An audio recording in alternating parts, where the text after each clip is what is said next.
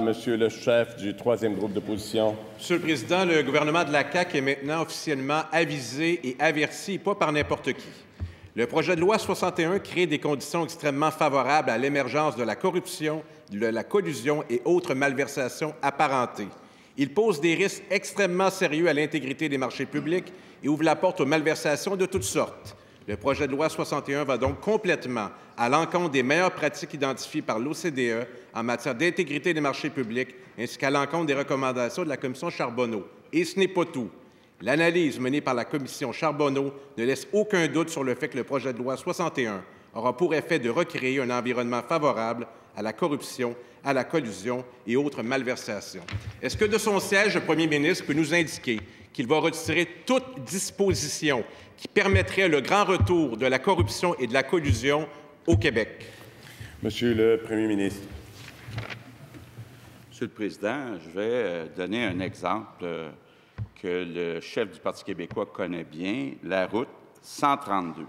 La route 132 dans son comté, où on doit la reconstruire avec le pont Arthur-Bergeron sur la rivière Métis à Grand Métis.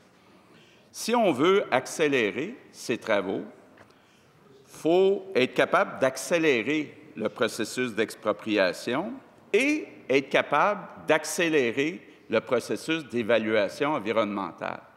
Est-ce que le chef du Parti québécois est d'accord pour revoir les règles pour qu'on fasse la réfection de la route 132 plus rapidement? Est-il d'accord? Il y a une occasion là, de parler aux gens de son comté. Est-ce qu'il est d'accord ou il n'est pas d'accord? Première complémentaire, Monsieur le chef du troisième groupe d'opposition. Encore une fois, la parole vous appartient. Évitez les commentaires. Monsieur le Président, je salue la tentative de diversion du premier ministre, mais je vais demeurer sur le sujet, la collusion et la corruption. J'en ajoute. Les interférences du politique, comme il vient de faire là, sur l'administratif n'ont pas besoin d'être mal intentionnées pour conduire à des opportunités de malversation dont pourraient s'emparer d'autres parties prenantes malveillantes.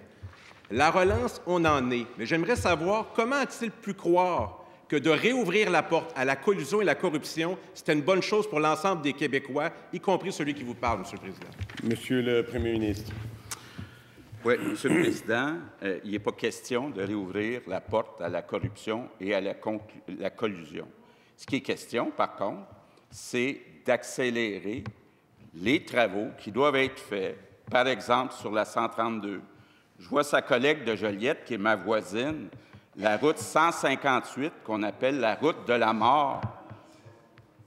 Elle connaît très bien cette route-là. Est-ce qu'on ne pense pas qu'il faudrait donner plus rapidement les contrats, être capable de régler plus rapidement les évaluations environnementales, être capable de procéder plus rapidement, sans collusion et sans corruption?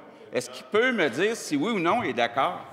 Monsieur le chef du troisième groupe d'opposition. Monsieur le Président, à nouveau, un faux dilemme. On n'a pas à choisir entre la relance économique et lui donner tous les pouvoirs. Quand Bernard Landry a fait un budget après le 11 septembre 2001, il ne s'est pas arrogé tous les pouvoirs. Le Parti québécois, depuis sa naissance, a combattu la corruption et la collusion. On l'a fait pendant le régime du premier ministre Jean Charest. S'il faut le faire sous son gouvernement, croyez-nous, on va continuer. Monsieur le premier ministre. Monsieur le Président, je veux faire attention pour ne pas faire choquer le chef du Parti québécois, mais il ne répond pas à ce qui est proposé actuellement. Est-ce qu'il est d'accord, oui ou non, pour la route 132, la route 158, la route de la mort là, qui mène vers Joliette? Est-ce qu'il est d'accord, oui ou non, pour aller plus rapidement que les règles qui sont prévues dans nos lois? Est-ce qu'il est d'accord ou il n'est pas d'accord? Il ne nous dit pas, là. Il faudrait qu'il le dise. Les gens de Joliette veulent savoir. Les gens de Matane veulent savoir.